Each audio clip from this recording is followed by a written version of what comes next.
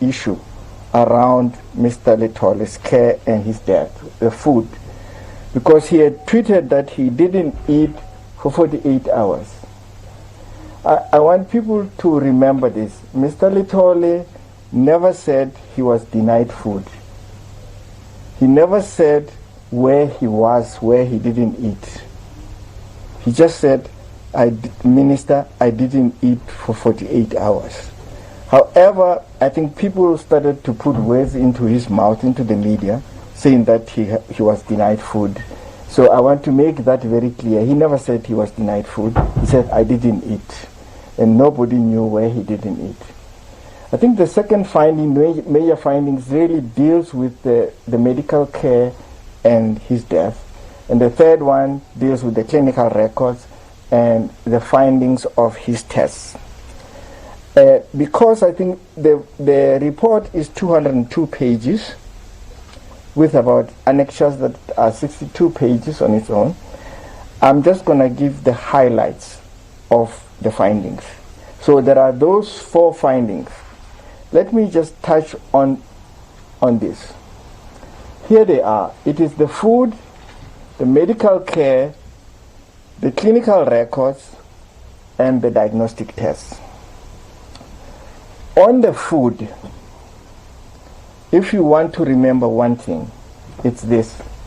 Mr. Lethole was not offered food at Tembisa Hospital for 100 hours and 54 minutes.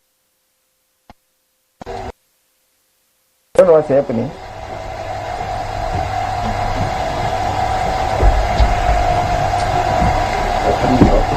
Huh? Well, they eat into our time. Anyway, I can keep on talking. What is it? He was not offered food at Tembisa Hospital for 100 hours and 54 minutes. And this came in 2 tranches.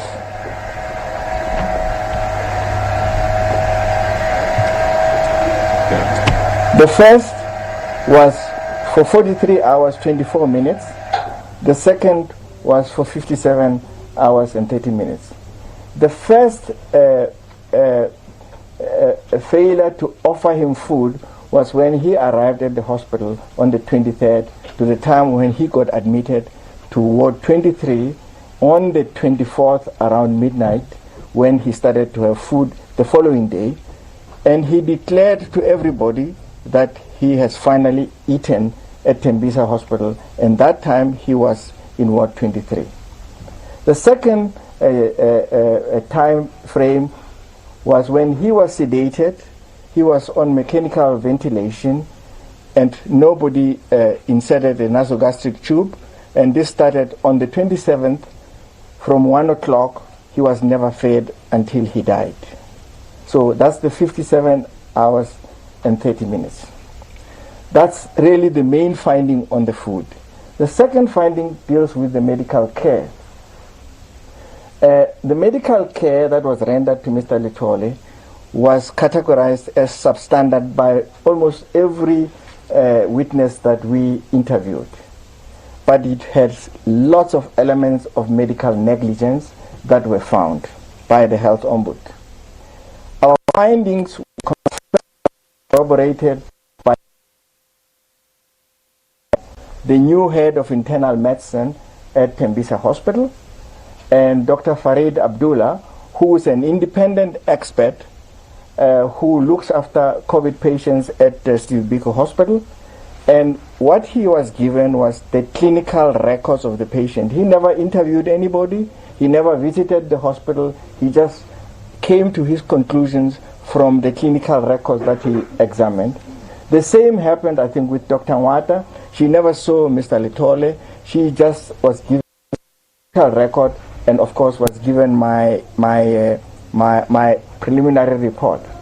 However, she went further to say that Mr. Lethole's mortality was both avoidable and preventable, because he was a young man at 34 with no comorbidities.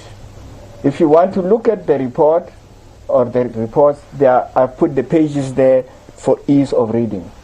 The third finding deals with the clinical records. Really, these were described as defective. They were described as appalling. They had lots of falsified descriptions. Some days were missing records. Some were untimed, unsigned, illegible, and the records of the doctors were missing from the 23rd, 25th, 28th, 29th, and 30th. Let me make one point clear. I'm talking about doctors' notes, not clinical notes. And I specifically want to say this. Mr. Lethole died on the 29th, and I say there were no doctor's notes on the 30th. Why would I do that? Because he was certified dead on the 30th. And when you certify a patient, you have to examine the patient, you have to put it in the clinical records, and that's why the date of the 30th was there, and there were no notes that were available. Of course, the diagnostic test showed that he had the above tests, the x-rays, the ECG, the COVID test on the 23rd when he arrived in the evening. These tests that were done on the 23rd were never seen, they were never reviewed by the medical team, they were not commented upon until he died. And the tests on the 23rd when he arrived showed that Mr. Lethole had severe pneumonia in his chest x-ray. He had stage 4 renal failure because of his glomerular filtration rate was very low. He had grossly deranged liver function tests. He had elevated muscle enzymes. He had elevated systemic inflammatory markers. And his SARS-CoV test was positive. And all these results were never evaluated and commented upon by the medical team that looked at him until towards his dying days. I'll just cut this short. Now let me come to the food, because eating is a very important thing for everybody. Tembisa Hospital, like all hospitals in our country, has something called a bed diet list, which is part of their standard operating procedure. This bed diet list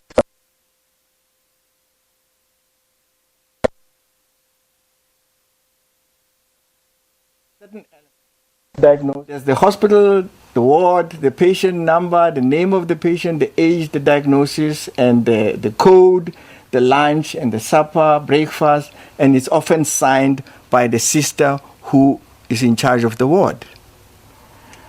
The evidence that the investigator and myself were given, I will show you just now, it was really an untimed, unsigned a document that was actually unrelated to casualty isolation, and this could not be accepted as credible evidence. Now let me show you what a diet bed list looks like. There on the left-hand side, you can see that there are columns there of the normal bed diet list. You have the bed numbers, you have the names of the patients, you have their ages, you have their diagnosis, and then you have breakfast, lunch, and supper, and then you have the type of meal, normal meal, or salt-free meal, or a kidney failure meal, or diabetic meal. You have it as a column. And then you have the doctor who's in charge, and then at the bottom there, you have the signature of the sister who has ordered the bed diet list. On the 23rd and 24th, when we were looking for the evidence of that for Mr. Lethole, this is what we were given here on the right-hand side. An unsigned document that doesn't tell you where this was coming from, and it just gives you the total number of patients. So within that little thing there, I had to find out, is Mr. Lethole there? What was Mr. Lethole going to have for breakfast? And you can see that if you are really sitting there and saying, has this person actually received a meal, and you receive this piece of paper, I think you would find it very hard to actually believe that anything ever took place there. So that's the evidence that we were provided by the hospital. A piece of paper that is not signed, that doesn't tell you what Mr. Lethole was eating, what time this was signed, and who signed it. It's not there. However, here was an interesting one.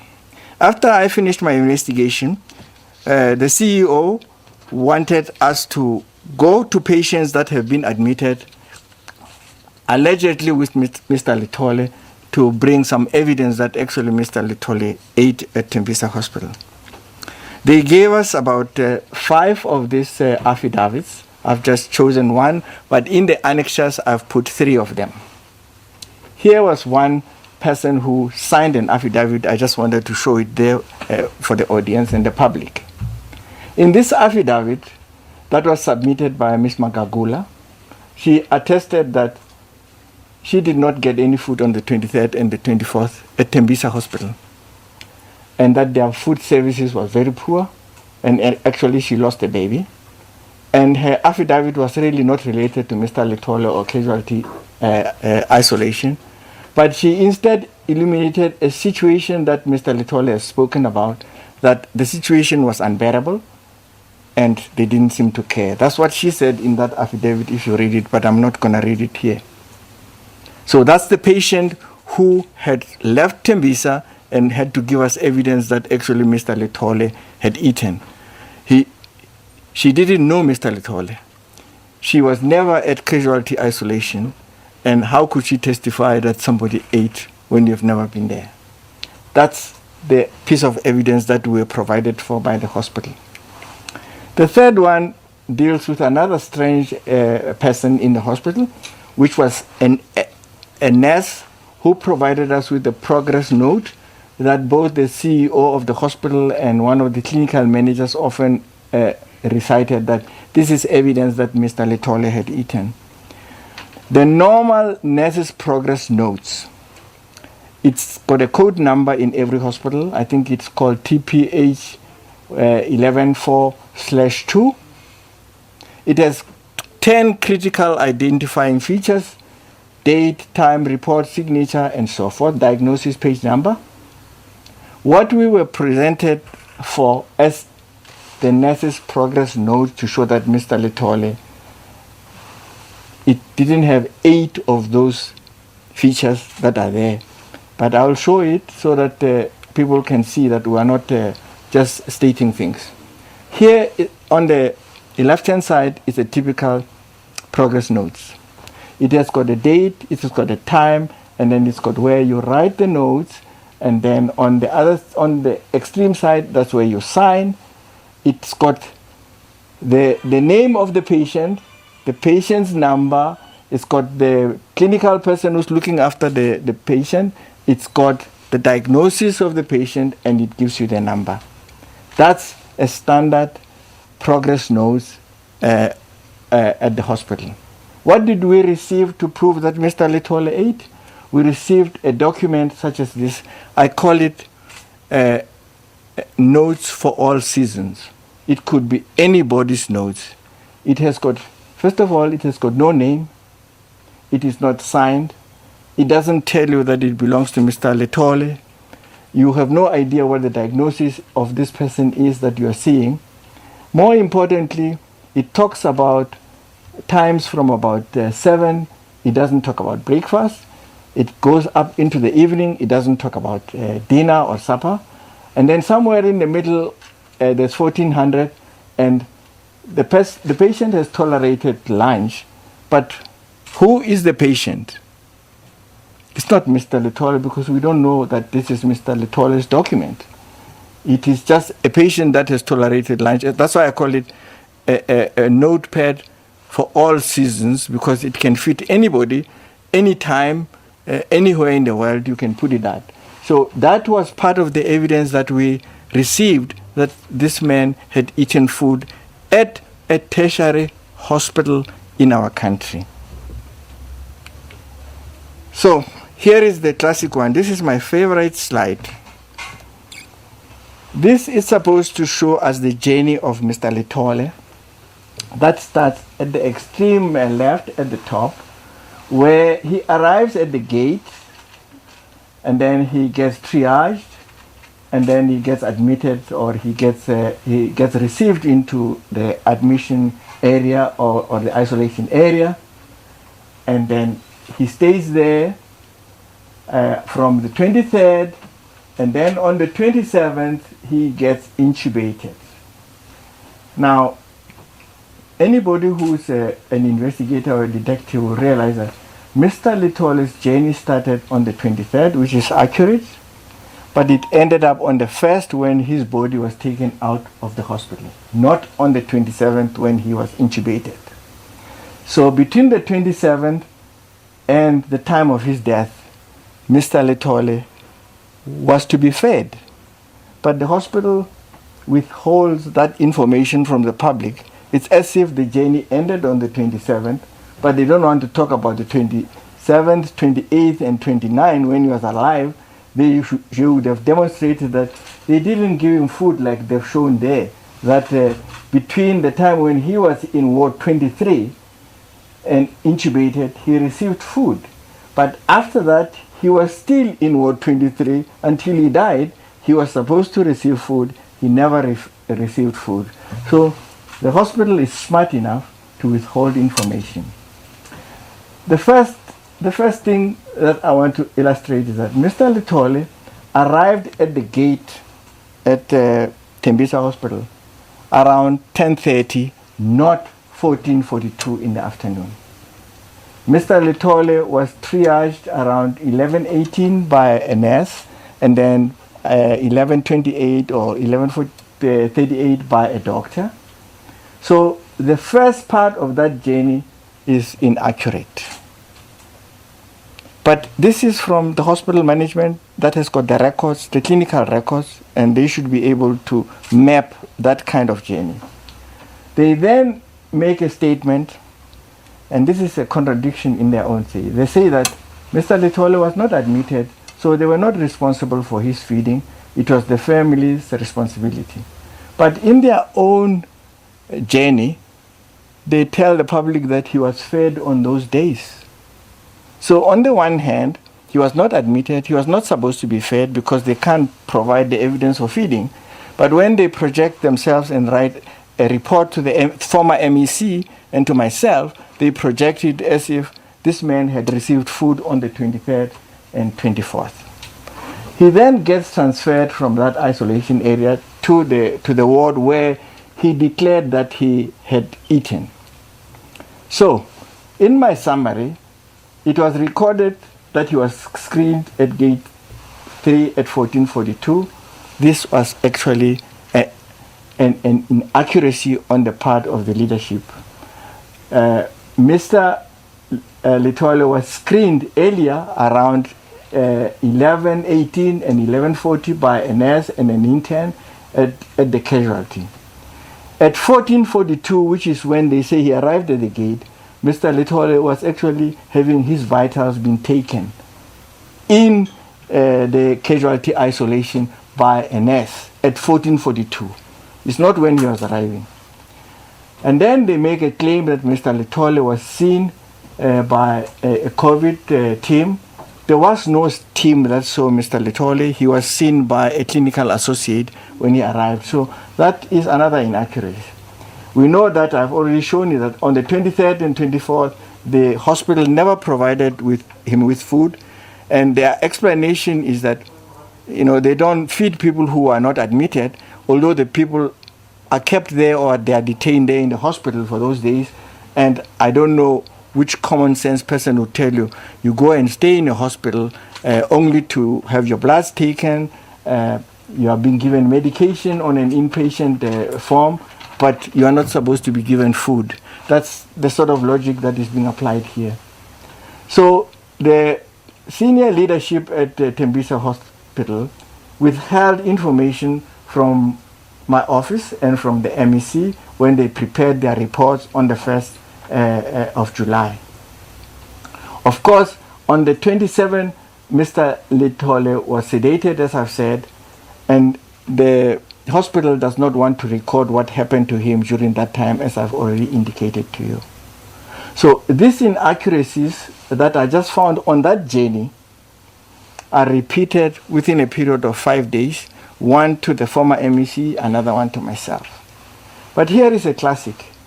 One of the senior nursing staff at the hospital, when asked by the investigator have you provided Mr. Lethole with food? She claimed that she gave Mr. Lethole breakfast at 9:30 on the 23rd. Now the records, we all agree, including the hospital, that at 9:30, Mr. Lethole was leaving Kempton Park Clinic. He wasn't at Tembisa. But some nurse at that hospital claimed that he had already given him breakfast. That's how I think the system operates. Let me conclude by saying that Mr. Lethole, again, I've shown you, he was not offered food or a meal. There's no word denial, I want to take that out, for 100 hours and 54 minutes. Mr. Lethole also demised without knowing his COVID test. Mr. Lethole's tweet, the one that came out on the 25th at 2031, was just the tip of an iceberg. But what is important is that it was authentic, it was truthful, and really, I think it meant what it said. One of the things that we have discovered in this process was that Mr. Lethole, Tembisa Hospital was really not fit to be what it's and ready for the COVID pandemic. I want to conclude by just giving you, I've made 11 recommendations. I'm going to just list 3. The first recommendation is I'm asking the Honorable MEC, Dr. Mokgethi, to appoint an independent audit process to really conduct a competency and fit for purpose assessment of the leadership and management staff at Tembisa Hospital. I want this team or forensic structure to review and revise the hospital admission policies and processes. I want them to review the corporate governance structure at the hospital so that it is in line with Kim 4 corporate governance principle. And I also want them to conduct an appropriate climate survey assessment of staff and patients. I say this because during the course of our investigation, we found that the nurses and the doctors did not work together. There was no team spirit. Between the nurses were not also working together. The doctors between the doctors were not working together. So it was almost just like a zoo of people that are supposed to look after patients. So I think this needs to be investigated by an independent process.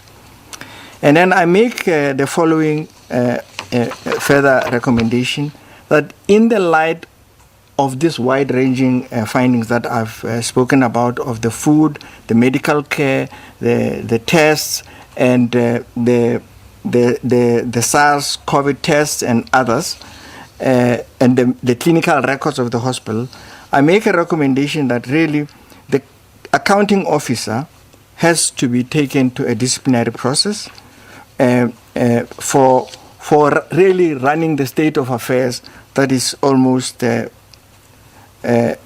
it was. He really sidelined, I think, proper processes. He sent me and Dr. Bandile Masuku the wrong information that he signed for. There were notes that, as I say, of doctors that were missing that he never reported and never alerted us to them. And I think that should have been a courtesy, something at least to say, I'm sending you this, but there are these defectives, and he never did that. So I think on the basis of that and many others that I think when you read the full report, you'll find, I think we believe that he should undergo a disciplinary process by the appropriate processes and not through my offices. We also believe that the Gauteng Department of Health and Tembisa Hospital should undertake disciplinary process against 19 staff members that you can characterize them as medical doctors, people that are in charge of food, and the nursing staff. They are all listed, I think, in my report, and I think it would be useful, I think, when you read the report in the media brief, I think they are all there. 19 staff members have to undergo discipline for whatever they have done. I am aware that some of them have already apologized But as the person who made the findings, I'm not the right person to judge whether their apologies are what I should consider. I think it should be done by a separate process. I think that's one of the beauties of the South African Constitution, is that we all share the burden and become independent. I think finally I want to make 2 points. Tembisa Hospital is classified as a tertiary level hospital. I believe it should not, it doesn't fit that level. It should be reviewed. I also don't think that the hospital was ready for the COVID hospital, despite the fact that when Mr. Lethole was admitted, we were already 3 months into the pandemic, and there had already been several warnings about what to do in this pandemic. The way I believe systemic facts falls in Tembisa, I don't think anybody doubts that, and they are recorded in our findings. However, the management of the establishment had not done their job, and I think it comes through everywhere in the report. More importantly, I think individual healthcare professionals involved in providing care also failed to discharge their responsibility, and their conduct could not be explained by the broader systemic defaults. I want to emphasize that. We know that the system is constrained, as we use the term in ESCOM. We always talk about a constrained system. The health system was also constrained, I think, in relation to this pandemic. But that does not absolve individual health professionals to do reckless things. Let me give you a very simple example. When you intubate a patient, you want to be able to be certain to know where you have placed the endotracheal tube. I'm sorry, the tube that you are going to use for mechanical ventilation. That's the endotracheal tube, yeah. When you intubate the patient, you know that they are going to require to be fed. You should put in a nasogastric tube for feeding. Now, those two things are just simple, basic, good care that you can't explain them on the basis that the hospital is busy, because you are doing it as a doctor. You have to do it the right way for the sake of the patient. That's the first example. The second one is, if you know that you can't care for a patient in medicine, and you know that Steve Biko or Mill Park Hospital can care for the patient, as a health care professional, you are supposed to advocate for the patient and say, look, we can't look after this patient here. Somewhere else they can look after the patient better. I say this because whenever we asked the witnesses, if you had a relative who was suffering from the same conditions as Shonisani, would you have wanted them to be looked after at Tembisa Hospital? Without exception, all of them said no. And when we asked why, they said because the condition of Mr. Lethole was not compatible with the facilities that they had at Tembisa. So there was a mismatch between their ability to care for him, but nevertheless, they kept on carrying on. So that's why I'm saying some of these things, you can't explain them on the basis of the system. You can only explain them on the basis of professional ethical codes. I hope that the recommendations I'm making in this final report are meant to encourage and foster a culture of high-quality healthcare, which is what we want in the NHS, our system. We want to foster a culture that respects the dignity of patients, because sometimes when we were doing our interviews, we didn't feel that there was dignity. Not on a single occasion when going through 113 interviews did I ever hear a witness say, I'm sorry. The only witness who ever said, I'm sorry for the loss of life, was actually the CEO of the hospital. He was concerned about the loss of a young life. But other than that, all the other people wanted us to exonerate them. That's what they were looking for. So that's what we are trying to foster by producing this report. We want establishments that respects the prescribed norms and standards of the national health system, and a culture that will be consistent with the ethics and the codes of good clinical practice. Finally, I want to leave you with this message. There is only one version of the truth when you conduct an investigation. There are not many versions. The truth does not have multiple versions or multiple shades. It's got one shade and one version. What we discovered, I think, during our investigation was that people were trying to give us multiple versions of their truth. And sometimes those versions didn't coincide. And we had to sit through to decide as to what is the actual truth. Let me give you one little example. Mr. Shonisani Lethole died on the 29th at Tembisa Hospital. Of course, his father believed he died on the 27th. There are reasons for that. But in the hospital itself, there was a group that believed he died on the 28th. And they would swear that he died on the... These were nurses, doctors. They believed he died on the 28th. And then there was another group that said he died on the 29th. In the same ward, small ward 23, you have health professionals having this kind of thing. What did we have to do? We had to go to Telkom as investigators to say, Telkom, can you give us a log details of which telephones came out of this ward to the family, to the Lethole family, to show how we could correlate those with the time when they actually called the Lethole family to notify them that Shonisani was no more.